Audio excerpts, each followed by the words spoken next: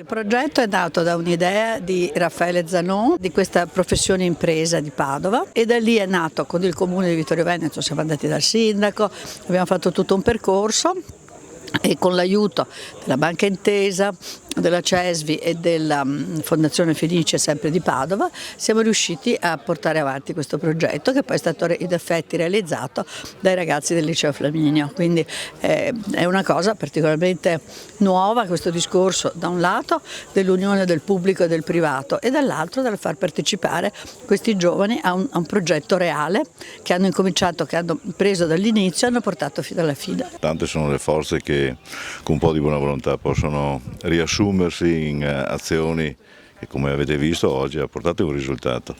Adesso noi ci preoccuperemo che questo risultato si consolidi nel tempo e possa funzionare al meglio, perché è una seconda fase, forse più importante della prima, quella della continuità nelle cose, e quindi l'interlocuzione che già è aperta con la proprietà continuerà. Contiamo di portare a casa un bel risultato alla fine. Ecco. Chissà quanti vittoriesi ci sono che magari non hanno mai visto il Parco del Castrum. Ti dirò di più, molti anni fa ho organizzato un corso di falconeria. Qual è il posto migliore che se non un castello, vecchio castello, per poterlo tenere? Moltissimi gli iscritti, gli unici che mi chiedevano dove era il castello di Serravalle erano di Vittorio. Vittorio Veneto sta sempre più diventando una città, soprattutto in questo periodo che siamo usciti dai 2 anni terribili della pandemia, ricca di fermenti culturali che la stanno vivacizzando, sempre con l'aiuto di tantissime associazioni che operano sul territorio.